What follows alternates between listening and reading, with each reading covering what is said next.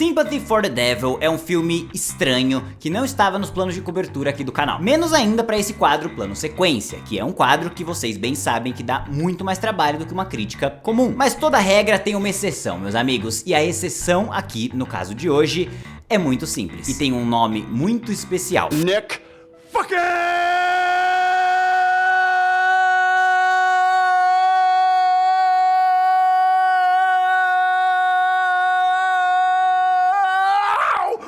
Cage! Digamos assim, meus amigos, eu sou um pouco obcecado pela figura do Nicolas Cage.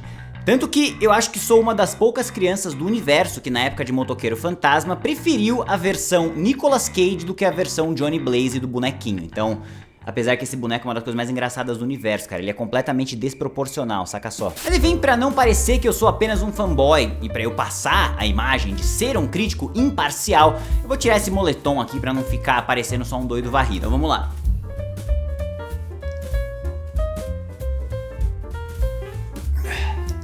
Pronto, agora sim. Bom, meus amigos, eu decidi trazer esse filme aqui pra vocês em formato de plano sequência, porque ao mesmo tempo que eu não quero recomendar que você encare isso aqui por 1h30, tipo assim, eu realmente não acho que vale a pena assistir, existe um outro lado meu que quer muito dividir com vocês momentos de Nicolas Cage sendo a melhor versão de Nicolas Cage. Momentos como esse aqui.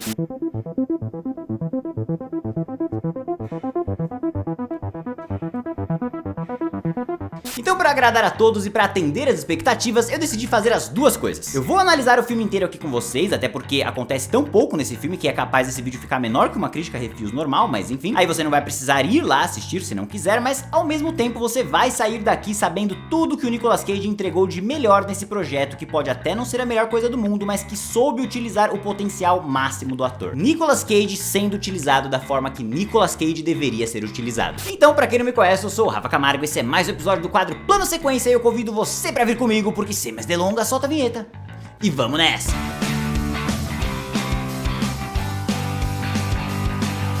Muito bem, meus queridos e minhas queridas, antes de começar eu já quero te agradecer por ter clicado aqui na minha carinha mais uma vez. Quero pedir pra você, é claro, deixar o seu like aqui embaixo. Esse tipo de vídeo dá muito trabalho pra fazer. Eu estou começando a trabalhar em um próximo grande plano sequência, que eu não vou nem dar spoiler do que é, porque ainda vai vir no futuro, muito lá mais pra frente. Mas o ponto é que o bagulho vai ficar legal e você não vai querer perder. Então já ativa o sininho de notificações pra você ficar por dentro de toda e qualquer novidade aqui do canal, combinado? Também não quero perder a oportunidade de trazer pra vocês aqui uma parada muito legal que rolou nos últimos dias, em que um inscrito aqui do canal, o Júlio, me chamou lá no Instagram e pediu pra patrocinar um vídeo aqui do canal, porque ele acompanha, ele curte. A gente até trocou uma ideia sobre o vídeo do Flash, ele falou que assistiu, que achou da hora, que se divertiu horrores. E a ideia dessa divulgação é porque ele tem uma oportunidade muito bacana pra quem tá querendo desbravar esse mundo da internet aí, pra fazer uma grana extra. E eu fiquei feliz da vida, pô, não só pelo fato de ser um patrocínio, é claro, é sempre legal ter um vídeo patrocinado, mas por ser um patrocínio de um dos nossos aqui, tá ligado? Dá mais vontade ainda de falar, porque não se enganem, tá, meus amigos? Eu recebo muita proposta aqui de patrocínio pra vídeo, de bagulho de jogo, aposta, joguinho do celular. E eu só não gosto da ideia de divulgar pra vocês um bagulho que, sei lá, não conheço. Mas enfim, como é um dos nossos aqui, um inscrito do canal, um cara que eu já vi várias vezes aqui nos comentários, eu queria de verdade tirar um tempinho do vídeo aqui pra convidar vocês a trocarem uma ideia com ele, se vocês também têm essa vontade de ganhar uma grana extra trabalhando aí com internet. A parada é da hora, é atingível, não tem nada a ver com esses negócios de pirâmide, de joguinho de aposta e tudo mais, porque o que ele ensina no curso são tipo várias técnicas, metodologias e ferramentas diferentes pra você conhecer e escolher aquela que melhor se identifica com você e poder levantar uma grana extra usando apenas o celular. Você não precisa nem de um computador pra isso, muito menos aparecer na frente das câmeras, assim como eu. O Júlio até me pediu pra colocar a imagem de algumas pessoas aqui entrando em contato com ele, tendo resultados excelentes por conta de toda essa metodologia. Então pra você que ficou interessado, clica no comentário fixado aqui que vai estar o WhatsApp dele pra vocês poderem se falar, combinado? Ao Júlio, muito obrigado aí pelo patrocínio, fico muito feliz de ver você por aqui, fico mais feliz ainda de poder estar divulgando um dos nossos aqui. E agora sim, bora pro vídeo de novo. Então agora sim, dito isso, bora pra Sympathy for the Devil. O filme começa com o nosso protagonista Rick Flag dirigindo pela cidade de Las Vegas ao lado do seu filho, indo deixar ele na casa para correr pro hospital em que a sua esposa está internada para dar à luz ao segundo filho. E desde a cena número 1, Tudo nesse cara passa a vibe de que tem algo errado com ele, cara. A gente não sabe dizer o que é ainda, mas tem alguma coisa muito errada com esse maluco. E muito disso se dá por uma fala, um diálogo do cara em que ele vira pro moleque e diz que todo mundo tem segredos e que ele não vai contar pra mãe que o moleque tá vendo TV até tarde, porque esse vai ser mais um segredinho deles. Então esse papo de segredinho, tá ligado? Já me passou uma vibe completamente nada a ver. Eu já tava meio cabreiro em relação a esse maluco aí e fiquei meio que só de olho. E aqui já vale reforçar que por conta dos eventos que estão prestes a acontecer no filme, claramente não era a intenção da galera. A proposta aqui era pra gente realmente olhar pra esse cara e sentir pureza, inocência de um cara que provavelmente trabalha com TI. Sem ofensa, é claro, aos profissionais de TI, mas acho que até vocês vão concordar comigo, né? Esse cara aqui, com toda certeza do mundo, trabalha com TI, né, velho? Tipo assim, a camisa social, as canetas no bolso, o óculos, sei lá. A única coisa que tá meio errada aí é que ele tá forte demais pra trabalhar com TI, mas de resto... Enfim, ponto é que ele deixa o moleque em casa e parte em direção ao hospital de Las Vegas. Entra no hospital durante uma ligação com a sua esposa essa que por sinal está puta, porque ele tá atrasado e tá prestes a começar a cirurgia. E é quando ele para o carro no estacionamento que Deus aparece e entra no banco de trás, armado e com uma aparência no mínimo peculiar, e ordenando que o Rick Flag dirija pra fora do hospital. E por Deus, é claro, eu quero dizer... Nick fucking...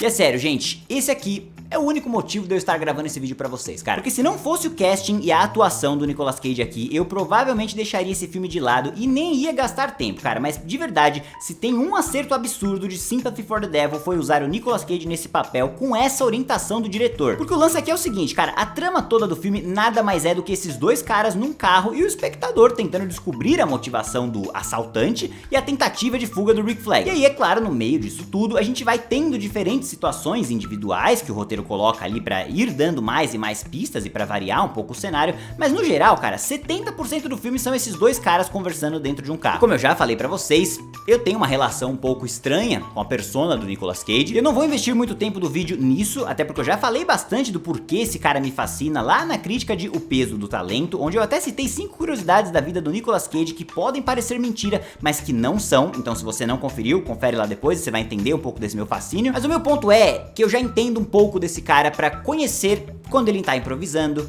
quando ele inventou uma linha de diálogo e gostaram e deixaram no corte final, quando ele deu alguma ideia de figurino que acabou entrando pro filme. E aí, o que eu costumo fazer quando eu tô vendo algum filme do Nicolas Cage é identificar essas paradas, anotar e depois eu vou assistir entrevistas ou making off pra confirmar esses bagulhos, tá ligado? E vou te falar que eu acerto 90% das vezes, viu? Então eu vou aproveitar esse momento aqui agora pra ensinar vocês a identificar se uma cena foi ou não improvisada, criada ou se algum conceito foi feito pelo próprio Nicolas Cage. É muito simples. O primeiro passo é: a cena pareceu muito estranha ou aleatória? Se sim, provavelmente foi ideia dele. Nicolas Cage como motoqueiro fantasma assistindo chimpanzés e comendo jujubas numa taça? Com certeza é ideia do Nicolas Cage. Aquela atuação desesperadamente engraçada dele tomando vinho em Rainfield com a maior cara de maluco do universo? Com certeza um improviso da parte do Nicolas Cage. O vício do personagem dele em Willy's Wonderland de jogar pinball dançando e tomando refrigerante? Parece aleatório? Se sim, foi ideia do Nicolas Cage. E esse foi o primeiro passo. Agora, o segundo passo não tem um segundo passo, é só o primeiro mesmo. Então no momento que o Nick entrou com esse cabelo e com esse traje no carro, eu imediatamente pensei: Nicolas Cage, isso foi ideia sua, né? E dito e feito, meus amigos, confirmado agora na entrevista com o diretor que o Nicolas Cage compôs o seu figurino e que queria passar uma vibe de um cara que não tem nada a perder na cidade em que todos perdem. Palavras do homem, cara, esse cara é demais, velho. Na boa, não dá pra não amar esse maluco. Mais do que isso ainda, boa parte dos diálogos desse cara no carro e num restaurante me passaram a vibe de serem completamente improvisados pelo Nick, e adivinha só? Completamente improvisada também. Inclusive a reação dos outros atores que estavam em cena, mas fique tranquilo que a gente vai chegar lá depois, muito em breve na real, porque eu já falei que esse filme não tem muito acontecendo não, então vai ser bem em breve mesmo. Mas enfim, voltando, o Nicolas Cage entra no carro, manda o cara dirigir, no qual o Rick Flag responde que não dá, que a mulher dele tá entrando na maternidade, que o Nicolas Cage olha pra ele com a maior cara de maluco do mundo e simplesmente diz: Jesus Christ. Pô, isso é impagável, velho. Rick Flag começa a dirigir e aproveita pra perguntar do que se trata aquilo tudo, se é um assalto, se é um sequestro, o que aquele cara quer, e o Nick responde na maior cara lavada do mundo que ele só quer uma carona até o hospital de uma outra cidade porque a mãe dele tá internada lá. Que não enganou nem eu E nem o Rick Flag, é claro. Mais um bate-papo furado que não leva nada a lugar nenhum no carro, até que a gasolina apita, fala que tá no final, e eles param num posto onde o Rick Flag meio que tenta pedir ajuda de uma moça que tá na bomba ali do lado, mas o Nick rapidamente percebe a tentativa e vai lá dar um apavoro na moça, que sai vazada do posto rapidinho. E assim, eu não tenho certeza que fique claro, mas eu acho que a ideia do filme nessa parte, e até pela atuação do Rick Flag aqui, é dar a entender que esse cara é medroso, indefeso, e que talvez o arco dele vai ser criar coragem pra enfrentar o Nicolas Cage, poder se salvar, sabe? Tipo, fazer alguma coisa de fato mesmo. Mas se foi isso, ficou só na teoria, tá ligado? Porque na prática, cara, isso não acontece nem um pouco. Primeiro pela péssima escolha de casting aqui, porque, poxa, eles pegaram literalmente um cara gigante de forte que interpretou o Rick Flag e botaram numa roupinha de TI pra ele fingir que é nerdola, porra. Nerdola é nerdola, dá pra identificar, de longe. Não adianta você colocar óculos e caneta no bolso do Padre Marcelo e achar que agora ele vai ler mangá, tá ligado? Não é assim que a vida funciona, porra. Fake nutty! Então, péssimo nesse primeiro aspecto, e péssimo também no segundo aspecto, que foi aquela introdução do personagem em que o ator foi instruído a passar uma vibe misteriosa, sombria e focando muito na palavra segredo. Então, de verdade, nessa parte do filme, eu honestamente tava achando que ele era um pedobear, se é que você me entende, e que o Nick Cage tava lá meio que pra vingar a parada, tá ligado? Eu achei que a brisa inteira do filme ia ser a gente torcer pra esse cara indefeso, de família, criar coragem pra se libertar daquele assassino maluco, só pra no final a gente descobrir que ele não era tão inocente assim, e fazer a gente se sentir mal por ter torcido por ele. Muito parecido com aquele episódio do Black Mirror chamado Shut Up and Dance, que é um dos meus preferidos, inclusive. Até porque, pelo amor de Deus, né, gente, o título do filme é Simpatia pelo Demônio, então, poxa vida, cara, eles tinham que esconder um pouco mais essa informação, né? Mas enfim, acertei? Não acertei? Olha, digamos que eu acertei em parte sim. Eu só errei o motivo, mas ter imaginado que esse cara não é tão inocente assim atrapalha muito a experiência com o filme, cara. Tipo, muito mesmo. A reviravolta só fica idiota, tá ligado? Mas, enfim, voltando até o momento que estamos. A moça do posto sai vazada, eles abastecem o carro e saem de carro de novo, onde o Rick Flag diz pro Nicolas Cage que não acredita nesse papo da mãe dele estar no hospital e pede pra ele falar a verdade logo. Na qual o Nick até tenta falar, mas o Rick Flag fica cortando ele incessantemente, e o Nick avisa uma vez pra ele parar de cortar, depois ele avisa outra, depois outra, até que na terceira ou quarta cortada, o Nicolas Cage simplesmente se descontrola e nos rende essa reação maravilhosa. You take me to the hospital, the Boulder City Hospital. You have a car.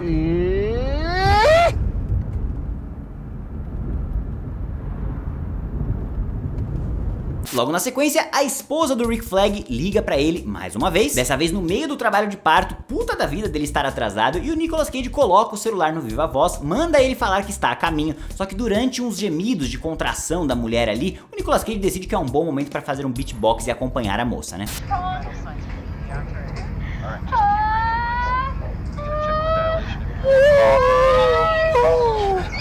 Pô, na boa, esse cara improvisando deveria render um Nobel, velho. Da mesma forma que eu falei lá em The Flash que eu queria ver quem autorizou o Batman a sorrir em plena luz do dia preso na cadeia mais obscura do mundo. O mesmo eu digo aqui, só que ao contrário. Qualquer diretor que grita ação e deixa o Nicolas Cage fazer o que ele bem entender, já tem um lugar garantido no céu, velho. Isso aqui é a perfeição. Enfim, Nicolas Cage finalmente começa a contar que a história da sua mãe é balela mesmo, e ele diz que está ali a mandado de um mafioso que sabe do passado do Rick Flag. E o Rick Flag, de fato, tem um passado muito obscuro, algo que o espectador ainda não sabe, mas o Rick Flag obviamente sabe, tipo, é ele mesmo. Então por mais que ele tente negar pro Nicolas Cage a partir desse momento, falando que não é ele, que ele pegou o cara errado, é aqui também que ele começa a tentar criar rotas de fuga, uma atrás da outra, porque ele sabe que vai morrer pelo que fez, tá ligado? E ele tenta duas coisas. A primeira é passar em frente a um policial acima da velocidade da estrada, o que faz o policial parar o carro, mas o Nicolas Cage está a poucas ideias para esse policial e senta-lhe um tirambaço na fuça. E detalhe, antes do tiro, ele ainda tira uma onda com o policial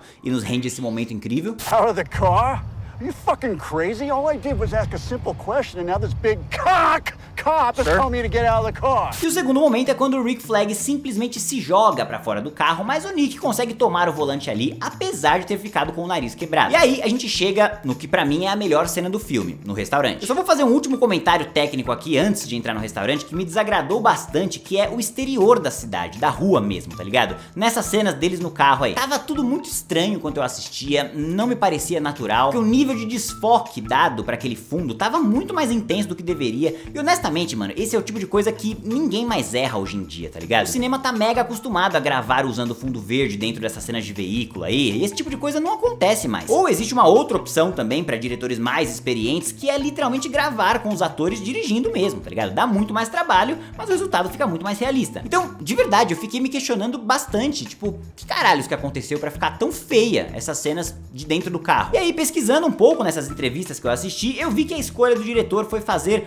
nenhum nem outro. Ele queria gravar com os dois dirigindo por Las Vegas, mas entrou uma temporada violenta de chuva na cidade, e aí ao invés de gravar com o fundo verde, eles criaram uma sala com telas em LED com a cidade passando no fundo. E a ideia era que, com essas telas em LED, a luz da cidade refletisse nos olhos dos atores e que pegasse reações mais genuínas. E se por um lado funciona para essa parte das reações de luz, por outro lado acaba mais distraindo do que ajudando, tá ligado? Porque fica muito feio. E aí, caso algum futuro diretor, algum aspirante à direção esteja aqui me assistindo, fica a recomendação pra você. Esse lance pode até parecer uma boa ideia, mas a execução fica uma merda. Voltando, cena do restaurante. Cara, simplesmente é aqui onde o Nicolas Cage perde tudo, mano. É uma sequência maravilhosa, na boa. Ele fica puto por muitas vezes com pessoas diferentes, a começar pela garçonete, que diz pra ele que não dá pra trocar a mussarela do seu lanche por cheddar. Ele fica puto da vida, porque na cabeça dele, atum não combina com mussarela, porra. Ele quer cheddar, mano. Mas aí tudo bem, ele respira, se controla e começa a contar a história do porquê ele está ali de verdade pro Rick Flag, de novo, enquanto ele começa a adoçar o café, tipo com 200 pacotes de açúcar, tá ligado? E eu imediatamente me lembrei daquela cena do motoqueiro fantasma, dele comendo as jujubas completamente sem contexto. E lembre-se daquilo que a gente falou, que se é completamente sem contexto, provavelmente foi ideia do Nicolas Cage. E enquanto ele coloca açúcar sem parar, ele diz que tinha um cara, alguns anos atrás, que tinha uma esposa, tinha uma filha, e que o antigo chefe dele descobriu um crime fiscal ali, e mandaram matar a família inteira do cara, e que esse cara quer vingança com o Rick Flag, e mandou o Nicolas Cage ir buscar o Rick Flag e entregar pra esse cara. Só que o Rick Flag tá desde o minuto que eles entraram no carro negando que ele é essa pessoa, falando que o Nicolas Cage pegou o cara errado, e o Nicolas Cage já falou 200 vezes que sabe que é ele, pra ele parar de mentir. Até que em um momento muito bom, o Rick Flag pergunta uma última vez: quem você acha que eu sou? E o Nicolas Cage perde tudo, cara. Perde absolutamente tudo. E isso aqui acontece.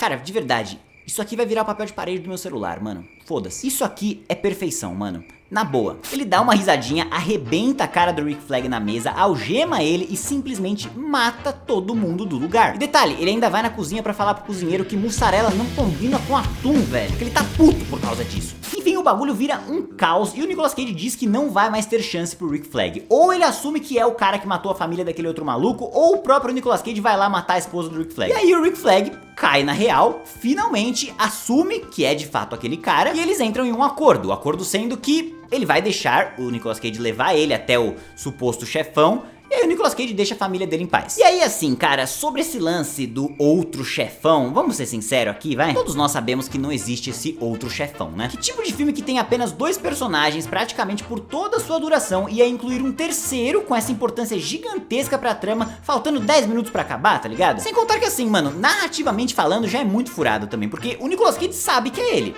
Ele sabe que é o Rick Flag. E o Rick Flag também sabe que é ele. Tipo, pô, foi ele que fez o bagulho. É claro que ele sabe que é ele. Então, o fato do Rick Flag ainda estar vivo e não estar sendo torturado pelo Nicolas Cage, sendo que o Nicolas Cage tem uma arma e tá com esse cara preso até agora, porra, cara, não é inteligente. Isso não é subversivo. É só muita incompetência do Nicolas Cage, que é talvez o pior cara atrás de vingança que eu já vi no cinema. Porque aí, é claro, né, meus amigos, o óbvio acontece. O Rick Flag entra no carro, o Nicolas Cage também, e o Rick Flag capota o carro pra baixo de um barranco em talvez uma das piores cenas de veículos capotando que eu já vi em toda a minha vida. E quando o carro bate no chão, 2 policiais aparecem, mas imediatamente os 2 policiais são baleados e a câmera corta pro Nicolas Cage deitado no chão e sem nenhuma arma na mão. Como que ele não está com nenhuma arma na mão? É ele que é o vilão, não é? Deus do céu, será que isso é possível? Eu não acredito. Era ele o tempo inteiro? Não pode ser! E sim, meus amigos, Rick Flag era o assassino de aluguel da família do Nicolas Cage o tempo inteiro. Nossa! Que surpresa! eu acho. Ele dá o seu discursinho furado lá e mata o coitado do Nicolas Cage asfixiado. E eu tenho uma regra que eu sigo na minha vida, meus amigos. Se o Nicolas Cage morre em algum filme que ele está, esse filme automaticamente acaba pra mim. Mas enfim, como falta uma cena só, eu vou narrar aqui pra vocês, vai. Mais viaturas aparecem à distância e o filme acaba com ele sendo resgatado e com o título gigante na tela dando a entender que você, o espectador, foi enganado. E que você torceu pelo demônio o tempo inteiro. Só que não foi bem isso que aconteceu, né? E sim, meus amigos, esse foi Sympathy for the Devil. Um filme que agora que você me ouviu falar a respeito, você entende por que eu não acho que tem motivo algum de você assistir, né? A não ser que você seja um maluco meio obcecado pela figura do Nicolas Cage, assim como eu. E nesse caso, eu tenho certeza que você vai assistir independente do que eu falar. Se é que você já não assistiu, mas para os demais, para as demais pessoas aí, esse filme é muito fraquinho, velho. Uma trama de mistério e suspense que praticamente arruína o mistério e o suspense logo na primeira cena. Um filme que se passa 70% dentro de um carro e que as imagens dele dentro do carro são péssimas, muito feias e mal feitas. Uma escolha terrível pro papel principal, porque eu não acreditei por minuto algum que esse ator era quem ele dizia ser. E aí eu te pergunto, o que nos sobra? Sobra apenas um único elemento, né? Mas um elemento com peso pra mim. E sim, meus amigos, ele dá show. Esse aqui eu não tenho um pingo pra falar, cara. Sympathy for the Devil usa Nicolas Cage como Nicolas Cage deve ser usado, mano. Com o diretor gritando ação e deixando o menino trabalhar. Qualquer coisa que você escrever pro Nicolas Cage provavelmente vai ser pior do que a insanidade que é deixar aquela mente maluca trabalhar por conta própria. E aí, existem pessoas doidas como eu que gostam de ver a mente maluca dele trabalhando, ou pelo menos tentar entender como aquela mente maluca está trabalhando. Eu me divirto muito com isso, mas eu entendo que isso não é pra maioria. Porque aos demais, como foi o caso da Lari, provavelmente vocês nem vão aguentar chegar até o final do filme. Mas como eu sou um pouco maluco e me divirto horrores com isso, eu não vou dar a nota de não dá pra terminar. E eu diria pra vocês que Sympathy for the Devil é um finalzinho de lista, mas seria pior se não tivesse Nick fucking